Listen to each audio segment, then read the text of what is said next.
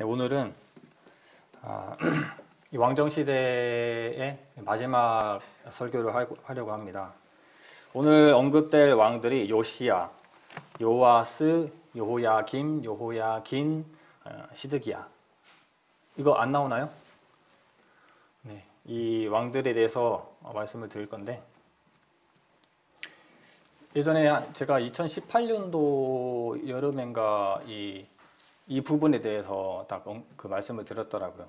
예언에 대처하는 자세, 예언을 대하는 자세라는 제목으로 말씀을 드린 것 같은데, 오늘 그 말씀을 조금 더 추가해가지고 여러분께 말씀드리려고 합니다.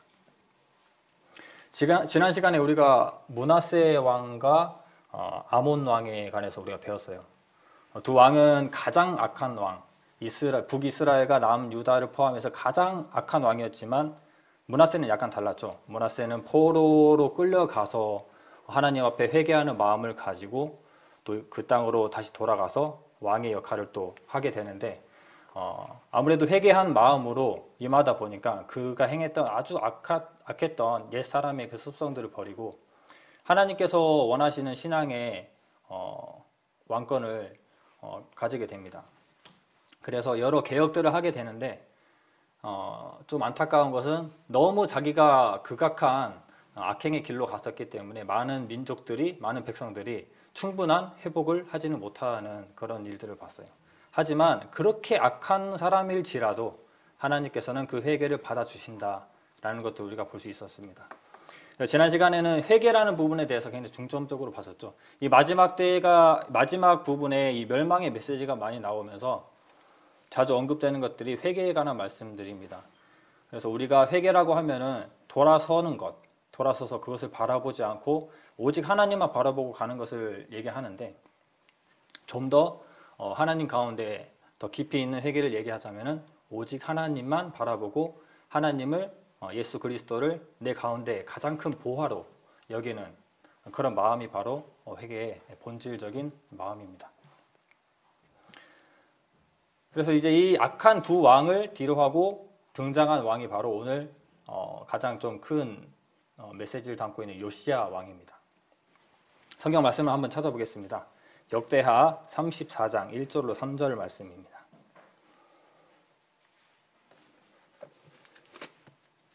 역대하 34장입니다. 1절로 3절 말씀. 네, 다 함께 읽어보겠습니다. 요시야가 위에 나아갈 때에 나이 8세라 예루살렘에서 31년을 치리하며 여호와 보시기에 정직히 행하여 그 조상 다윗의 길로 행하여 좌우로 치우치지 아니하고 오히려 어렸을 때 곧 위에 있은 지 8년에 그 조상 다윗의 하나님을 비로소 구하고 그 12년에 유다와 예루살렘을 비로소 정결케 하여 그 산당과 아세라 목상들과 아로새긴 우상들과 부어 만든 우상들을 제하여 버리매. 왕의 등장은 대부분 좀 내용들이 비슷합니다. 악행을 했다라고 하면 얼마나 악행했는지, 아니면 선한 왕이었다라고 하면 어떠한 개혁을 했는지를 많이 언급하고 있죠. 너무 많이 들었기 때문에 그 왕이 그 왕 같은 경우들이 되게 많아요. 근데 요시야 왕 같은 경우는 굉장히 특별합니다. 가장 선한 왕, 3대 선한 왕 중에도 있지만은 그 3명의 선한 왕들 중에 가장 으뜸이 되는 왕이에요. 이 왕정 시대를 통틀어서 가장 선한 왕입니다. 요시야는 이 남유다뿐 아니라 북이스라엘까지 포함해서도 이 선한 왕으로 이렇게 볼 수 있는데, 이 요시야만큼 철저한 개혁을 한 왕이 없었어요. 뭐 히스기야도 좋은 왕이죠. 그리고 여호사밧도 좋은 왕입니다. 그리고 뭐 아사 왕도 있고 여러 왕들이 선한 개혁들을 펼쳤었어요. 하지만 이 요시야만큼은 아닌 것들이 약간 구별이 됩니다. 이 개혁을 한 이 문구들을 보면은 약간 다른 게 있어요. 4절을 제가 읽어드릴게요. 무리가 왕의 앞에서 바알들의 단을 회파하였으며 왕이 또 그 단 위에 높이 달린 태양상들을 찍고 또 아세라 목상들과 아로새긴 우상들과 부어 만든 우상들을 빻아 가루로 만들어 거기 제사하던 자들의 무덤에 뿌리고. 이 우상과 산당을 대하는 선한 왕들의 자세는 우상과 산당을 다 버리죠. 근데 버리는데 사람마다 다 그런 게 있어요. 사람마다 회개를 하고 내가 죄 가운데에서 완전히 돌아서기 위해서는 과감하게 돌아서고 서는 사람이 있고, 다 버려버리고 내가 찾지도 못할 상황까지 만들어 놓고 돌아서는 사람들이 있는가 반면에 뭔가 살짝 내 옆에 두고 살짝만 돌아서는 사람들이 있어요. 사람마다 정도가 다르죠. 근데 왕들도 마찬가지예요. 선한 개혁이라고 하고 했던 표현들이 물론 다 좋은 표현들이지만 헐었다, 버렸다, 뭐 유다에서 제했다, 이런 말들입니다. 다 좋은 말들이죠. 그런데 가만 보면 언제라도 다시 찾아오고 다시 쌓아서 만들 수 있는 그런 우상이라는 것을 우리가 알 수 있어요. 그래서 큰 손실 없이 작은 손실로도 우상을 찾아올 수 있는 그러한 개혁을 펼친 왕들이 꽤 많이 있습니다. 하지만 요시야 왕이 행한 개혁에 보면은 이 열왕기 하에도 나타나지만은 태웠다, 그리고 빻아서 가루로 만들었다 라고 나와 있어요. 굉장히 완전한 개혁이죠. 보면은 므낫세 때도 회개를 했어요. 근데 므낫세 때 회개를 했는데 왜 그의 아들 아몬 때 다시 그 똑같은 극악을 다시 바로 악행을 회복했는가 라고 보면은 므낫세가 회복했을 때 나왔던 표현들을 보면은 우상들을 성문 밖으로 버렸다 라고 나와 있습니다. 그러니까 너무 가까운 곳에 언제라도 다시 찾아서 회복할 수 있는 우상이었던 거예요. 그렇기 때문에 그들이 했던 선한 개혁들은 그 정도가 어느 정도냐에 따라서 또 나눠지게 됩니다. 그래서 오늘 보는 요시야는 태워버렸다, 빻아서 가루로 만들어버렸다, 아주 회복도 못할 만큼의 손실을 보여주고 있어요. 그것뿐만이 아니라 그들이 살고 있는 남유다에서 있었던 산당과 제사장들도 다 죽이고 제사장의 뼈가루까지 태워버리고 들여버리는 그런 일들이 있는데 언제라도 가까운 인근 지역에서 우상들을 가지고 올 수도 있잖아요. 그렇기 때문에 북이스라엘은 지금 황폐했잖아요. 지금 아술에게 이미 멸망되어 버린 북이스라엘 땅까지 가가지고 에브라임, 므낫세, 납달리 가장 높은 지역에 있는 이 납달리 지역까지 가서 산당도 헐고 우상도 다 가루로 만들어 버리는 이 이스라엘 전역에 걸친 아주 완벽한 개혁을 보여주게 됩니다. 그런데 이것은 요시야만의 대단한 능력이라고 볼 수만은 없어요. 왜냐하면 요시야는 하나님의 예언 가운데 나타나는 인물입니다. 마치 우리가 예수 그리스도의 등장이 이 신약의 초기에 등장하잖아요. 그런데 예수 그리스도의 등장은 이미 구약 때부터 예언이 되어 있었습니다. 그런데 요시야도 마찬가지로 이미 왕정 시대를 시작할 때 여로보암이 죄를 지을 때 이미 요시야라는 사람을 하나님께서 말씀하세요. 요시야가 이 모든 단들을 헐어버릴 것이다 라고 예언하고 계십니다. 그래서 요시야라는 인물이 이 가운데 등장하는 거예요. 그 말씀 한번 찾아보겠습니다. 열왕기상 13장입니다.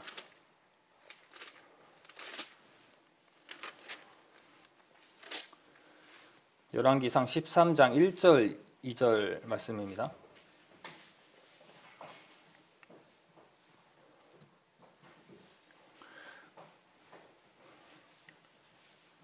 다 함께 읽어보겠습니다. 때에 하나님의 사람이 여호와의 말씀으로 인하여 유다에서부터 베델에 이르니 마침 여로보암이 단 곁에 서서 분향하는지라. 하나님의 사람이 단을 향하여 여호와의 말씀으로 외쳐가로되 단아 단아 여호와께서 말씀하시기를 다윗의 집에 요시야라 이름하는 아들이 나으리니 저가 내게 분향하는 산당 제사장을 내 위에 제사할 것이요 또 사람의 뼈를 내 위에 사르리라 하셨느니라 하고. 이 말씀은 이 열왕기 하에서 그대로 이루어지게 되는데 23장 열왕기 하 23장을 함께 찾아보겠습니다. 열왕기 하 23장입니다. 제가 15, 16절을 읽어드릴게요. 이스라엘로 범죄케 한 느밧의 아들 여로보암이 베델에 세운 당과 산당을 왕이 헐고 또 그 산당을 불사르고 빻아서 가루로 만들며 또 아세라 목상을 불살랐더라. 요시야가 몸을 돌이켜 산에 있는 묘실들을 보고 보내어 그 묘실에서 해골을 취하여다가 단 위에 불살라 그 단을 더럽게 하니라. 이 일을 하나님의 사람이 전하였더니 그 전한 여호와의 말씀대로 되었더라. 또 거기 있는 산당의 제사장들을 단 위에서 죽이고 사람의 해골을 단 위에 불사르고 예루살렘으로 돌아왔더라. 이것은 이미 하나님께서 이 여로보암이 북이스라엘에서 시작할 때 많은 죄를 지음으로써 백성들을 올바른 길로 가지 못하게 했던 여로보암의 길을 제시하고 있었어요. 그때 하나님께서 이미 이 백성들은 이미 습관적으로 자기에게 불순종하는 길을 가기 때문에 요시야라는 인물을 통해서 아주 완벽한 개혁을 계획하고 계셨던 거죠. 때문에 예언이라는 것은 우리가 볼 때 예언은 성취가 이 목적이 아니에요. 그렇죠? 예언은 이게 좀 저주스러운 경고성의 예언들이 있죠. 예언들은 물론 하나님께서 전해주신 말씀인데 예언의 능력이라고 하면 우리가 하나님께서 예언을 하고 성취를 했을 때 믿지 않는 자들을 통해서 하나님을 믿게 하고 하나님 나라의 백성, 하나님 나라를 인정하게 만드는 것이 예언과 그 성취입니다. 하지만 하나님을 인정하는, 하나님을 절대자로 인정하는 우리들이 봤을 때 하나님의 예언은 경고죠, 경고. 그래서 돌이키기를 바라는 그 마음이 하나님께 있다는 거예요. 왜냐하면 우리도 이제 뭐 사람들에게나 또 자식들에게나 경고를 하는 경우들이 많이 있습니다. 너 양치질 하지 않으면은 이가 상해서 나중에 치과 갈 거야. 가서 주사도 맞을 거야. 이런 예언 정도는 할 수 있잖아요. 물론 이가 썩어가지고 당연히 가게 되니까. 좋지 않은 습관들을 가지게 되면 넌 그렇게 될 거야 라고 얘기할 수 있어요. 하지만 그것은 내가 말하고 있으니까 분명 성취될 거야. 내 성취를 봐. 아빠는 대단한 사람이야 라고 하는 게 아니라 그 단 음식을 치카치카 하게 한 이후에 먹지 않기를 바라는 경고죠. 마찬가지로 말하는 것이 이루어지는 성취는 예언의 목적이라기보다 그건 단순한 결과입니다. 그러니까 대부분의 예언이 목적이 성취라기보다 예언을 통해서 심판을 피할 수 있도록 도와주는 것이에요. 그래서 돌이키고 회개하는 것에 대한 메시지들이 마지막에 많이 나오게 되는 겁니다. 물론 좋은 예언을 포함하면 하나님과 마음이 같아지는 것을 말하고 있겠죠. 그래서 이 왕정시대 마지막에는 예언이 있죠. 그 예언이 바로 경고입니다. 그래서 올바른 선택을 하기 위해서 하나님께 순종하는 삶을 살기 위해서 그리고 악한 길로 가지 못하도록 돌이키기를 바라는 마음이 그 본질이라고 할 수가 있어요. 예레미야서를 제가 읽어드릴게요. 예레미야서 21장 8절로 9절입니다. 여호와께서 가라사대 너는 또 이 백성에게 여호와께서 이같이 말씀하신다 하라. 보라 내가 너희 앞에 생명의 길과 사망의 길을 두었노니 이 성에 거주하는 자는 칼과 기근과 연병에 죽으려니와 너희를 애운 갈대아인에게 나가서 항복하는 자는 살리니 그의 생명은 노력한 것과 같이 얻으리라. 여기서 말하는 갈대아인은 바벨론을 얘기합니다. 바벨론의 이 갈대아 위치에 바벨론은 이미 아수르의 속국으로 있었어요. 하지만 이때부터 점점 성장하게 되죠. 그래서 우리가 알고 있는 느부갓네살 왕의 아버지가 되는 나보폴라사레라고 하는 왕이 독립을 하게 돼요. 그런 이야기들이 이따가 나오게 됩니다. 그래서 이 예레미야는 이 시기 때, 요시야 시기 때부터 이미 멸망의 길로 갔기 때문에 므낫세를 통해서 이 므낫세의 죄의 이 끝장을 봤기 때문에 하나님께서 이 심판을 선포하셨어요. 결정하셨어요. 그렇기 때문에 이때부터는 많은 선지자들이 회개를 해야 된다. 올바른 마음을 가져야 된다. 하지만 너희들이 살 수 있는 길은 사망의 길과 생명의 길이 있는데 갈대아 사람들에게 붙잡혀가는 것이다. 그게 바로 사는 길이다. 이게 이 현대인의 성경으로 보면은 바벨론에 항복하는 자는 적어도 목숨을 구할 것이다 라고 적혀 있습니다. 근데 이 이후에 이제 요시야의 말씀으로 돌아와서 요시야의 행적을 보면은 올바른 개혁을 하고 또 이제 성전 청결 작업을 하게 됩니다. 우상 파괴 후에 6년 후에 26세 때 성전을 정결하게 하고 성전을 수리하는 일을 하게 돼요. 성전을 더 수리하고 정결하게 함을 유지하기 위해서 헌금을 이제 걷도록 합니다. 그래서 헌금을 관리하게 해요. 대제사장 hil기야가 그 헌금을 관리하는 와중에 헌금을 관리하는 거기에서 율법서를 발견하게 되죠.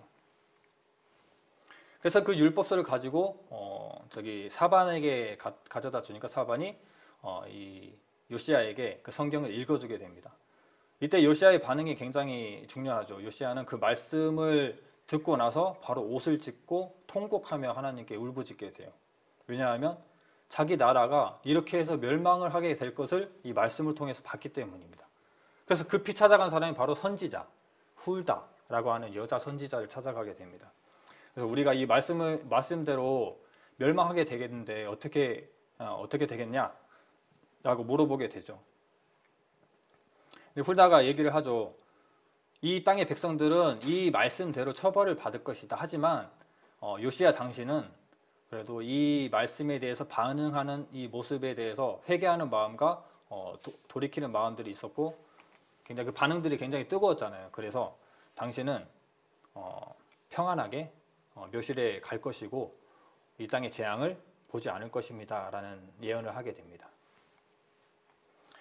그리고 요시야는 돌아갑니다. 돌아가서 그래도 하나님 앞에 올바르게 백성들이 살아가야 된다라는 마음으로 율법서를 백성들에게 선포를 하게 되죠.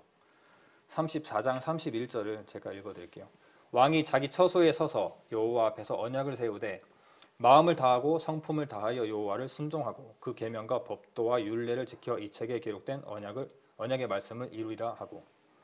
많이 들었던 말씀이죠. 신명기에서 나왔던 굉장히 이 성경의 주제가 되는 한 구절이라고 하면 이런 말씀을 찾을 수 있을 것 같아요.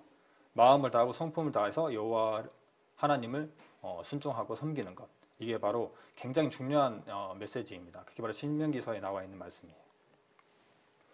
그래서 요시야는 그 이후에 이 말씀대로 성대한 유월절을 지키게 돼요. 그래서 이 유월절을 사무엘 이후로 이렇게 성대하게 제대로 지킨 유월절은 없었다라고 얘기합니다. 물론 히스기야 때였나요? 성대한 유월절을 지킨 적이 있는데 그것도 2배로 날짜까지 나눠서 한 적이 있는데 그 말씀대로 올바르게 온 마음을 다해서 지킨 유월절이 요시야 때에 있었던 유월절이라고 생각이 들어집니다. 이 전쟁사적인 부분을 좀 말씀드리자면 요시야 때 아까 말씀드린 대로 나보폴라살이라고 하는 사람이 바벨론에서 독립을 하게 돼요. 바벨론이. 신바벨로니아 제국이 이제 일어나는 거죠.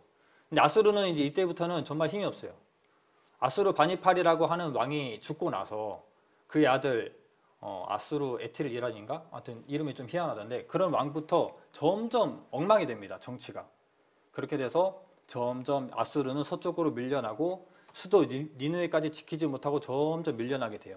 이쪽에 보면은 그 아수르가 바벨론이 아수르 땅을 점점 먹어가고 있거든요. 근데 이때 아수르는 애굽을 속국으로 가지고 있었어요. 그렇기 때문에 아수르가 애굽에게 우리를 도와줘라. 우리와 함께 전쟁해서 바벨론을 물리치자라고 얘기를 합니다. 그래서 있었던 전쟁이 바로 갈그미스 전쟁입니다.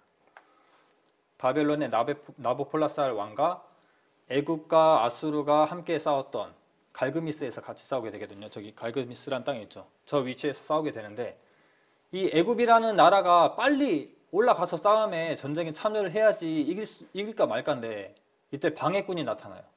바로 요시야입니다. 요시야가 이 무기토까지 가가지고 이 애굽의 길을 차단하고 막아버려요.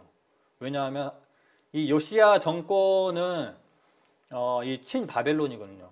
왜냐하면 바벨론에 포로로 잡혀가고 바벨론에 항복하는 것이 살 길이라는 것을 알고 있었어요. 그렇기 때문에 그 길을 막아선 건데 애굽이 너 왜 내 길을 막느냐, 막으면은 나도 너 죽일 수밖에 없다. 하나님께서 나 이 길을 가라 그랬다. 너 비켜라 라고 얘기하는데 요시야는 듣지 않고 전쟁이 있게 되고 요시야가 거기서 죽게 됩니다. 그래서 어떤 학자들은 말씀을 보면은 요시야가 하나님께 의견도 묻지 않고 자기 마음대로 해서 좀 형편없이 죽어버렸다. 허무하게 죽어버렸다. 요시야가 했던 참 안타까운 실수다라고도 얘기할 수 있지만 어찌 보면 훌다의 예언을 보면은 당신이 재앙을 보지 않고 죽을 것이다. 평안히 죽을 것이다 라는 예언이 이미 전쟁에서 죽은 것으로 이루어진 것은 아닌가라는 생각이 들어요. 오히려 그 백성들이 망하는 모습을 보고 죽는 것보다 오히려 더 평안한 죽음이지 않겠나 그런 생각이 듭니다. 여하튼 이 바로 누구가 요시야를 죽이고 이제 올라가게 되는데 이때 올라가서 전쟁을 4년 동안 하고 내려옵니다. 내려오는 길을 보니까 요시야 왕의 아들이 4명이 있거든요. 요시야 아들 요하난, 그리고 요호야김. 요호야김은 엘리야김입니다. 엘리야김이 이름이 바뀐 것이고, 그리고 시드기야. 이게 좀 같은 이름을 쭉 썼으면 좋겠는데 어디는 마따니아라고 나오고 어디는 마타냐후라고도 나옵니다. 그리고 살룸이면 그냥 살룸이만 쓰면 좋겠는데 살룸이 또 여호와 하스로 또 나와요. 그러니까 우리 이름을 잘 이렇게 매칭시켜서 봐야 됩니다. 그래서 그 다음에 왕이 됐던 사람이 요아스 다음에 요시야 다음에 왕이 됐던 사람이 바로 이 여호와하스 살룸입니다. 살룸은 막내였어요. 막내였는데 이 대충 우리가 말씀을 보다 보면은 아버지가 죽으면 자연스럽게 장자나 좀 권력이 있는 순서로 가게 돼요. 그러면은 요하난이나 요야김이 정권을 잡아야 되는데 이 각자들이 보면은 배가 다른 어머니가 다르기 때문에 한 형제가 아니기 때문에 각자 정치의 색깔들이 달라요. 그렇기 때문에 이 요아하스가 왕이 되게 됩니다. 왜냐하면 요아하스는 친바벨론 하는 이 마음을 가지고 있는 정권이거든요. 여기에 이 성경에 보면은 좀 이상한 좀 점이 있어요. 하암 아레츠라고 하는 정관사입니다. 암 백성들 아레츠 그 땅의 백성들에 나와요. 그러니까 뭐 민주주의적으로 왕을 뽑은 거라고도 볼 수 있겠지만 어찌 보면 정치적 세력이 왕권 안에 있는 거예요. 하암 아레츠 이 백성들이 어떤 일을 했었냐면 아몬을 므낫세 다음에 아몬이죠. 아몬을 너무 그 엉터리로 살았기 때문에 사람들이 죽였어요. 이 신하들이 죽였는데 이 신하들이 왕을 죽인 것은 올바르지 않은 거잖아요. 그 왕을 죽인 신하들을 처단한 사람들이 바로 하암 아레츠라고 하는 그 땅의 백성들입니다. 그러면은 요시야 왕은 어렸기 때문에 예전에 뭐 아달랴의 아들도 요아스도 그 힘 있는 정권들 대제사장과 이런 사람들이 지켜뒀지만 이 요시야는 누가 세워줄 것이냐. 근데 또 보면은 하암 아레츠라고는 그 땅의 백성들이 세워주게 됩니다. 그리고 요아하스까지 그 땅의 백성들이 세웠다고 나와 있어요. 그런데 이 정치적 색깔을 보면 같아요. 하나님께 올바른 선택을 하고 나아가는 그 길을 가는 사람들입니다. 근데 요아스라고 하면은 같은 정치적 색깔이라고 한다면은 친바벨론이잖아요. 그렇기 때문에 애굽이 어때요? 보기에 마음에 안 들어요. 너 반애굽하는 사람이잖아. 너 데려가. 요아스는 실제로 좋은 왕은 아니었습니다. 그러니까 요아스를 애굽으로 끌고 가서 애굽에서 죽게 되고 애굽이 내려가면서 엘리야김이라고 하는 왕, 둘째를 일으켜 가지고 여호야김이라고 이름을 붙이고 그에게 조공을 받으면서 왜냐하면 전쟁을 이미 걸었으니까 요시야가 전쟁을 걸었으니까 전쟁 배상금으로 은 100달란트, 금 1달란트 지금 돈으로 하면 100억이 넘는 돈입니다. 그만한 돈을 무르게 합니다. 그래서 요아스라는 왕이 스쳐 지나갔어요. 그리고 바로 여호야김이라고 하는 왕이 등장하게 됩니다. 다들 젊은 나이에 왕이 올라가게 돼요. 25세에 왕이 올라가서 11년을 통치합니다. 이 여호와하스부터는 쭉 다 악한 왕이에요. 하지만 지금부터 우리가 좀 유심히 봐야 할 것은 예언을 어떻게 대하는가. 아까 말했던 예레미야뿐만 아니라 이 마지막 때에 보면은 나훔이나 이런 여러 선지자들이 메시지를 전하는데 다 바벨론의 포로로 끌려갈 것이다. 그리고 하나님께서 이렇게 할 것이다 라고 예언을 하고 있어요. 그러면은 그 순리에 따라서 살아가는 것이 맞아요. 그래야지 목숨이라도 부지하는 거거든요.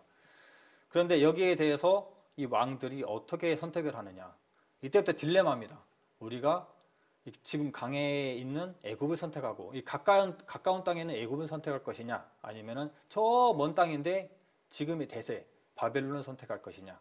그리고 하나님의 선지자들이 바벨론에 끌려간다 그 길을 선택하면 목숨은 부지할 수 있다라고 얘기하는데 우리가 뭘 선택해야 되느냐라는 것이 바로 이 왕들의 딜레마예요. 근데 그 선택을 어떻게 했냐에 따라서 결과가 나오겠죠. 뭐 뻔한 결과겠지만 이 시대의 사람들은 뭐 듣고 뭐 그 현실에서는 또 다른 또 어려움들이 있었겠죠. 그래서 여호야김에 있을 때 이 왕은 굉장히 또 악한 왕입니다. 예레미야서에 보면은 제가 읽어드릴게요. 때는 9월이라 왕이 겨울 궁전에 앉았고 그 앞에는 불피운 화로가 있더라. 여후디가 3편 4편 낭독하면 왕이 소도로 그것을 연하여 베어 화로 불에 던져서 온 두루마리를 태웠더라.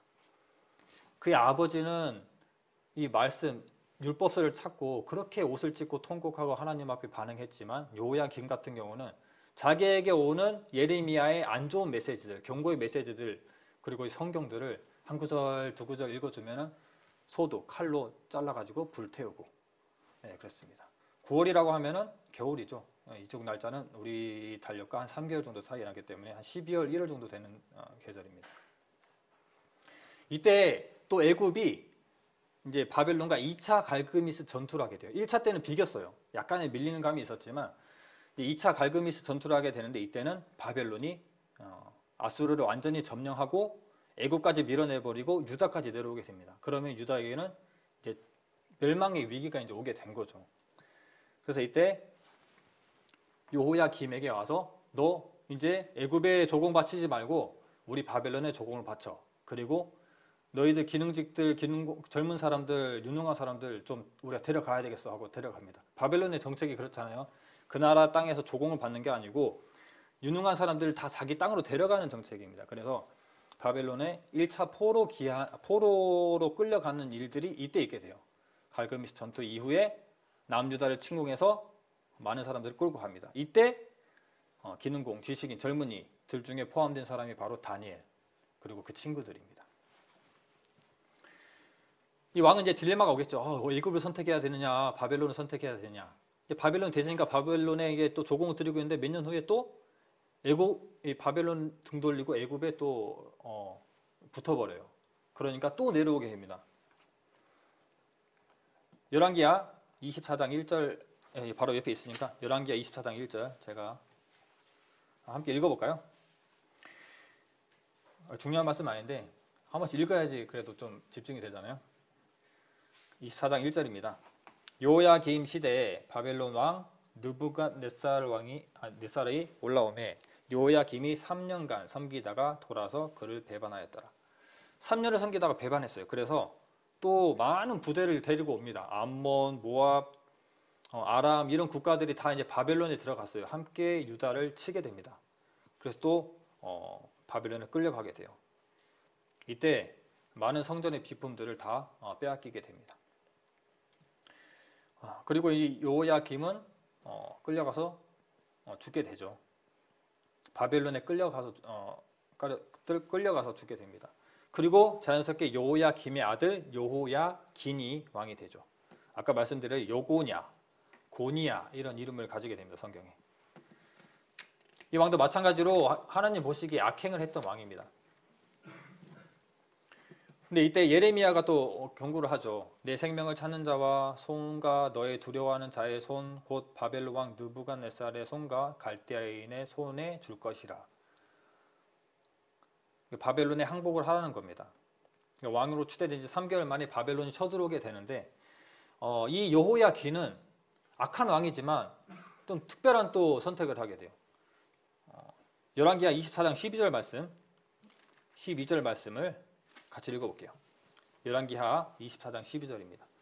유다왕 여호야긴이 그 모친과 신복과 방백들과 내시들과 함께 바벨론 왕에게 나아가매 왕이 잡으니 때는 바벨론 왕 8년이라.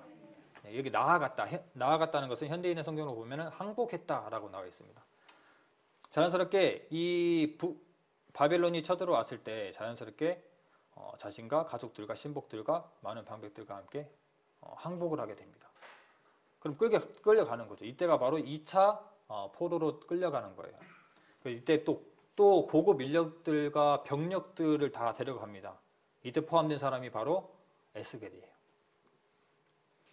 그래서 끌려가 버렸죠. 여호야김은. 그래서 이제 왕이 될 사람을 보니까 그 삼촌이라고 해야 되나 작은 아빠가 되나요? 시드기야. 그러니까 요시야의 아들 시드기야가 왕이 되게 됩니다. 마찬가지로 여호와 보기에 악행을 한 왕입니다. 하지만 이 시드기야 때는 이 나라가 힘이 없어요. 왜냐하면 유능한 사람들을 다 데려가 버렸어요.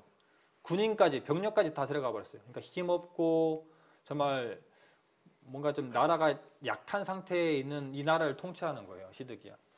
그렇게 힘든 상황 속에서 하나님께 손 내밀고 무릎 꿇는 삶을 살지 못하고 오히려 악행을 하게 되고 하나님께서 말씀하신 올바른 길을 선택하지 못합니다. 열왕기하 24장 20절에 보면 시드기야의 선택이 나옵니다. 제가 읽어드리겠습니다. 여호와께서 예루살렘과 유다를 진노하심이 저희를 그 앞에서 쫓아내실 때까지 이르렀더라. 시드기야가 바벨론 왕을 배반하니라. 바벨론을 배반했어요. 생명의 길과 사망의 길이 있는데 사망의 길을 선택한 겁니다.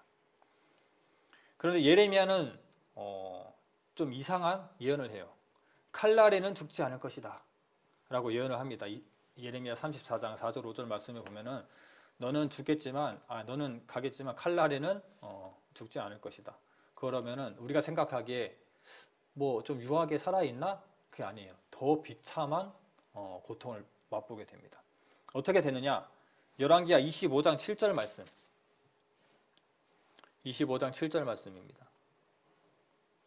제가 읽어드리겠습니다. 시드기야의 아들들을 저의 목전에서 죽이고 시드기야의 두 눈을 빼고 사슬로 결박하여 바벨론으로 끌어갔더라. 바벨론으로 끌려갑니다.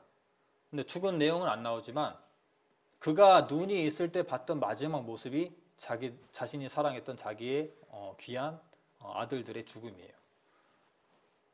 아들들의 죽음을 보고 더 이상 눈을 뜰 수 없이 눈을 뽑아 가버렸어요. 얼마나 비참합니까? 하나님께서 제시하신 사망의 길과 생명의 길 중에 올바른 길을 선택하지 않았을 때 그가 받았던 그 비참한 그 일은 정말 겪어보지 못하면은 알 수 없는 정말 치명적인 일이라고 볼 수 있어요. 그리고 3차 포로로 끌려가고 이 유다는 망하게 됩니다. BC 586년에 성전이 함락되고 불타버리고 완전히 멸망돼 버리는 일이 있게 됩니다. 근데 아까 전에 말씀드렸지만 올바른 선택했죠. 누가? 여호야긴 같은 경우는 목숨을 부지할 수 있는 생명의 길을 선택을 했어요. 그럼 어떻게 됐느냐? 열왕기하 25장 27절 말씀입니다. 25장 27절 말씀 다 함께 읽어보겠습니다. 유다 왕 여호야긴이 사로잡혀간 지 37년 곧 바벨론 왕 에월므로닥의 즉위한 원년 12월 27일에 유다 왕 여호야긴을 옥에서 내어놓아 그 머리를 들게 하고 포로로 잡혀간 지 37년 이제 다른 왕이 즉위하면서 여호야긴을 석방시킵니다. 그래서 그 뒤에 내용들을 보면은 왕을 높여주게 돼요. 제수복을 벗게 하고 죽는 날까지 왕의 식탁에서 식사하게 합니다. 그리고 필요한 물품들을 다 지급하게 돼요. 왕으로 인정하고 왕으로 대우를 해주게 됩니다. 그러면서 좀 편안한 삶을 살게 되는 거죠. 왜? 항복했기 때문에, 그리고 생명의 길을 선택했기 때문이에요. 그래서 순종에 대한 것이죠. 순종의 모든 것들은 우리의 선택에 달려 있습니다. 여러 번 언급드렸지만 인생은 B와 D 사이에 C라고 하죠. birth와 death, 태어남과 죽음 사이에 C, choice입니다. 그래서 모든 일들을 우리의 선택 가운데서 일어나게 되는 거예요. 이 왕정 시대를 보지만 왕들이 어떤 선택을 하고 살아가느냐, 선지자의 말을 듣고 품어주느냐, 하나님의 메시지를 받아들이느냐 받아들이지 않느냐에 관해서 자기의 이익을 취하느냐 아니면은 이 나라를 위해서 하나님을 위해서 살아가느냐에 대해서 다 다르게 나타납니다. 여러 이야기들이 나와요. 여러 또 수준들도 다르고 색깔들도 다르고 뭐 초반에 말씀드린 것처럼 우상과 산당을 제하는데 그 정도도 다 다릅니다. 그렇기 때문에 이 왕정 시대를 보면서 우리가 어떠한 이 길을 선택해야 되는지를 분명히 보고 또 선택할 수 있는 것이죠.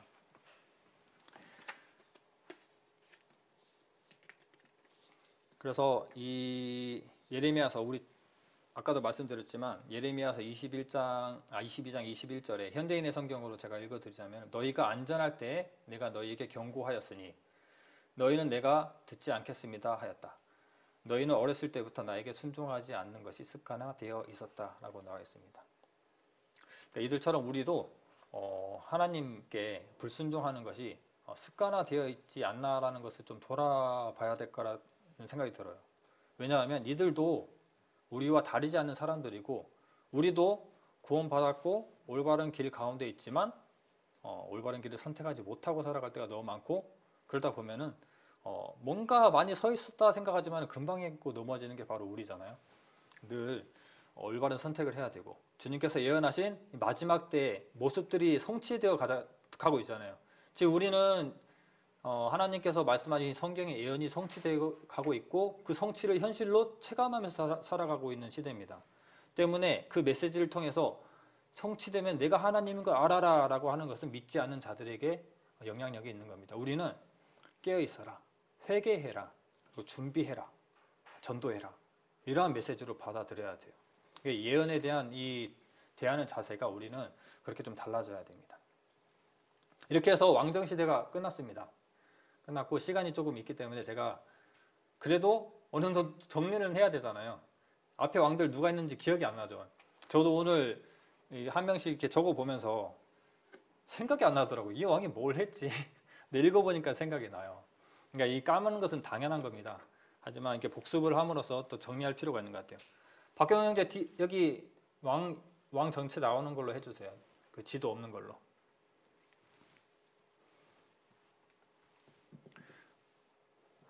네.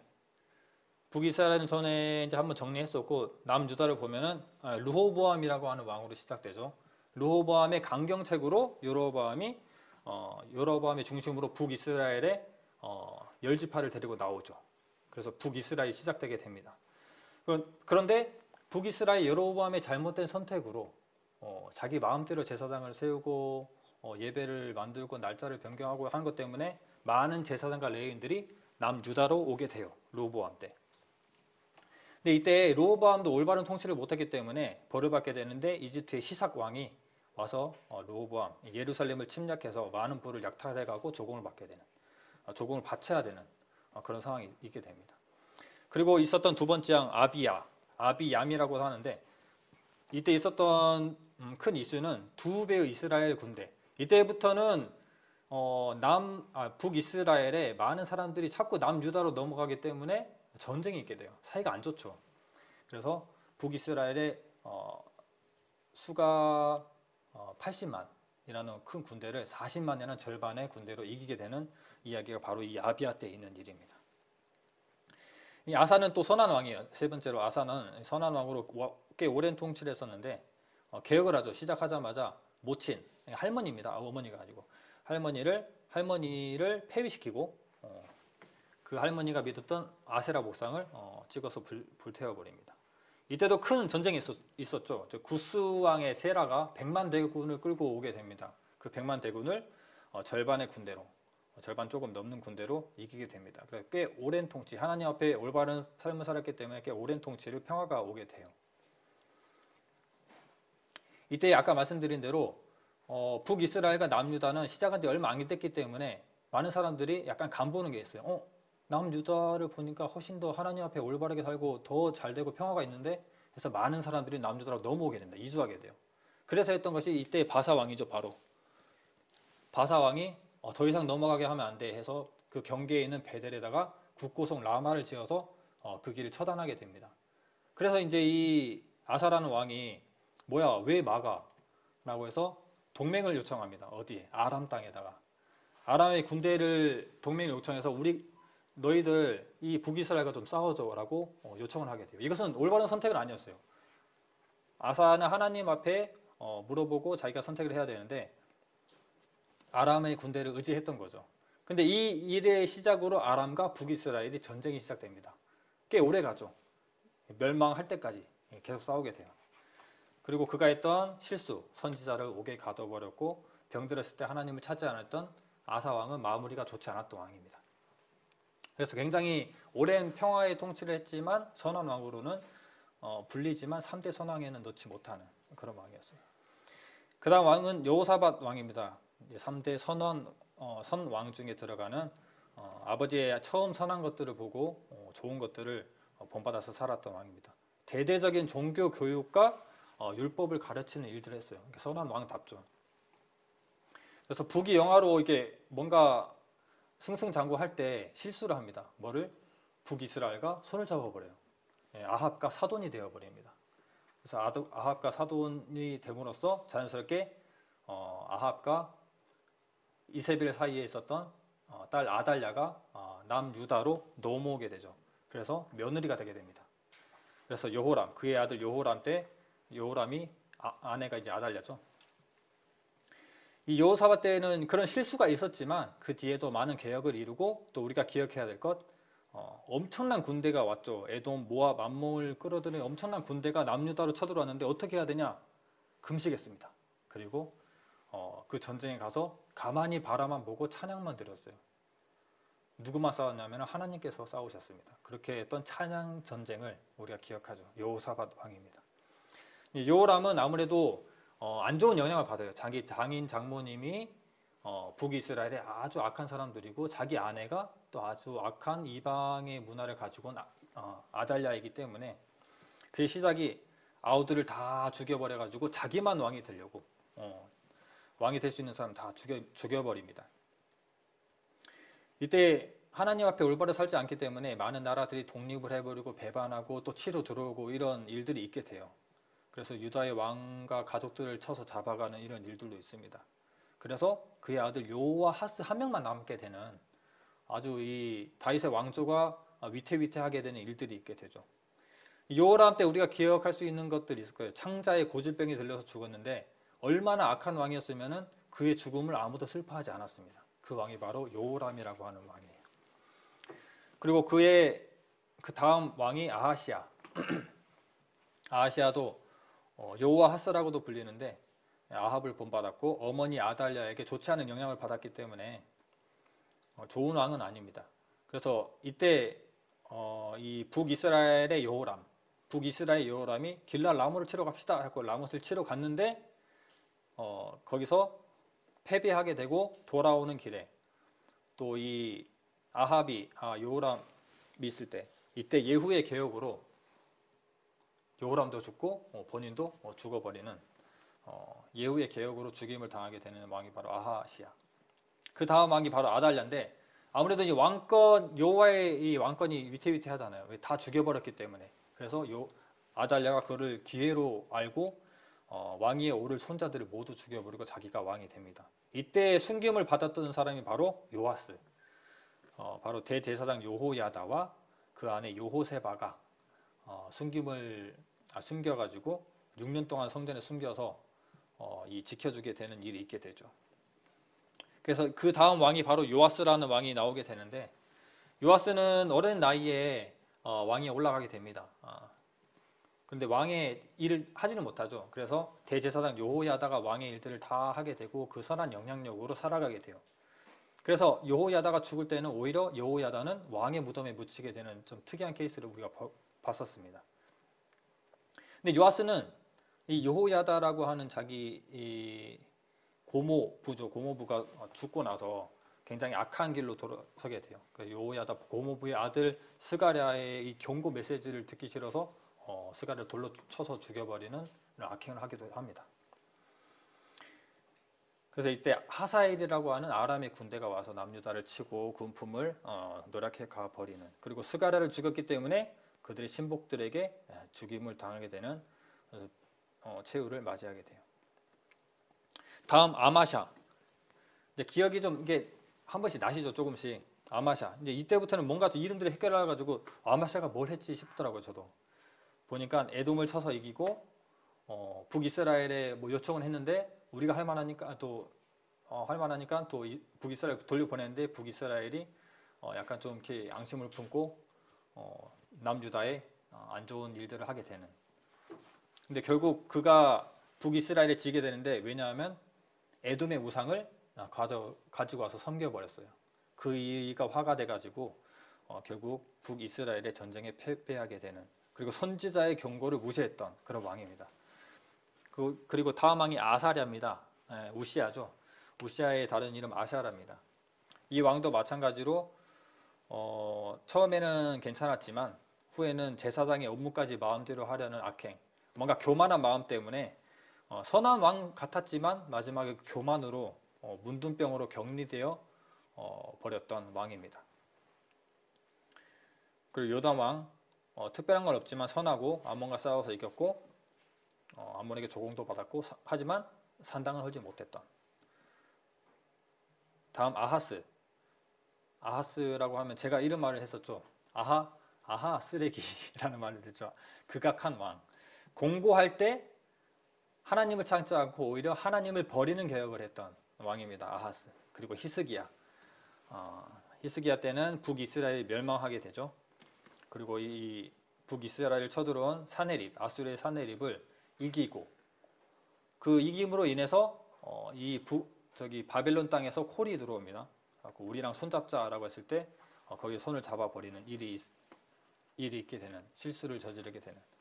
그 전에 또 죽음의 위기가 있었는데 회개하고 15년에 나를 더하게 되는 이야기들이 있었습니다. 그리고 그 이후는 오늘 복습했던 므낫세, 아몬, 그리고 요시야, 요아스, 요야김, 요야긴, 시드기야로 이렇게 마무리가 됩니다. 이렇게 해서 왕정 시대가 끝나게 됐는데 굉장히 이름도 복잡하고 하지만 이렇게 공부함으로써 더욱더 말씀을 알게 되는 것, 더욱더 말씀이 알게 되는 것은 더욱더 우리가 하나님을 더 알게 되는 것입니다. 여러 사람들의 통치가 비슷하지만 이 여러 가지 모습들을 통해서 여호와께서 행하시는 그 통치와 여호와께서 행하시는 일들을 보고 여호와께서는 어떤 분이신지를 우리가 아는 것이 굉장히 중요합니다. 여호와를 아는 것이 우리에게 힘이고 여호와를 아는 것이 여호와께 기쁨이 되는 일들을 걸어갈 수 있는 우리의 여러 방향성들 중에 선택할 수 있는 올바른 선택을 할 수 있는 우리의 좀 시각이고 시점인 것 같아요. 그래서 이 말씀을 통해서 더욱더 하나님을 알아가는 시간들이 되었을 줄 압니다.